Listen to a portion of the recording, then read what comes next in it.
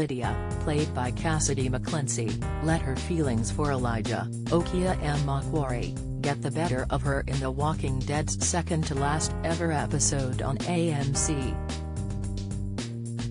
As she joined the likes of Aaron, Ross Marquand, and Jerry, Cooper Andrews, in adopting a Whisperer makeover in order to make it back to the crew and take down the Commonwealth, a refusal to let go of Elijah's hand as she scrambled to safety away from the hordes resulted in a hungry walker taking a chunk out of her arm.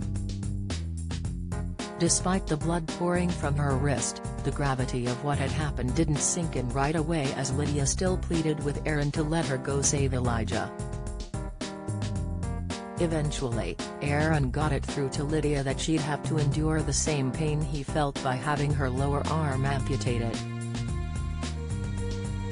The Walking Dead stalwart acted quickly, tying Jerry's belt around Lydia's arm and getting to work in removing the limb.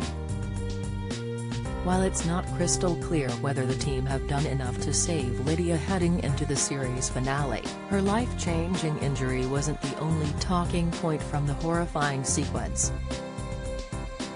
Fans were also surprised to see the gang acting in a way synonymous with Alpha, Samantha Morton, and her murderous whisperers. After all, Lydia had only become integrated into the community alongside the likes of Daryl, Norman Reedus, and Carol, Melissa McBride, after turning her back on her own mum, Alpha. This backstory also provided huge significance in the gruesome circumstances which led to Lydia's life-altering walker bite. Showrunner Angela Kang has admitted Alpha's presence was still alive and well in the horrifying moment as she explained the reasons for having Lydia endure such pain. As for Lydia, we just thought that there was something interesting to this idea that she has rejected her mother's philosophy in life, she said to Entertainment Weekly. Which meant that she lived amongst walkers and she was safe, but she was not alive in any kind of way that was satisfying for her.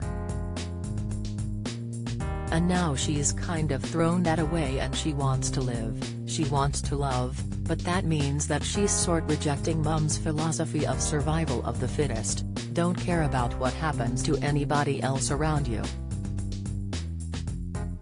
She cares deeply for Elijah, and she's afraid that Hess going to die or she's going to lose him.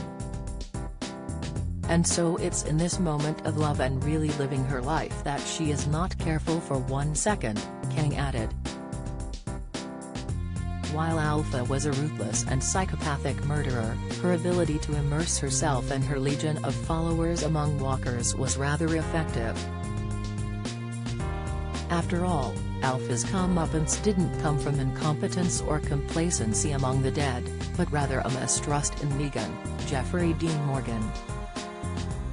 Should Lydia survive and recover from the arm injury, it's likely her defiance of her mum's code when it comes to behaving like a whisperer won't go amiss in her mind given the devastating fallout.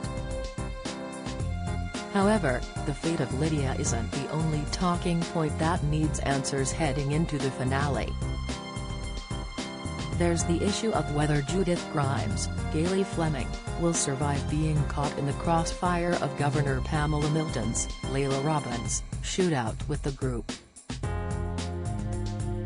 Then there's the Commonwealth itself after hordes of walkers infiltrated the walls, as well as the fate of Eugene, Joshua McDermott.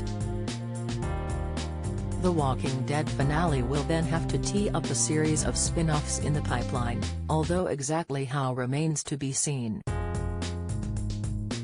The Walking Dead Season 11 concludes on AMC in the USA on Sunday, November 20th and Monday, November 21st on Disney Plus in the UK.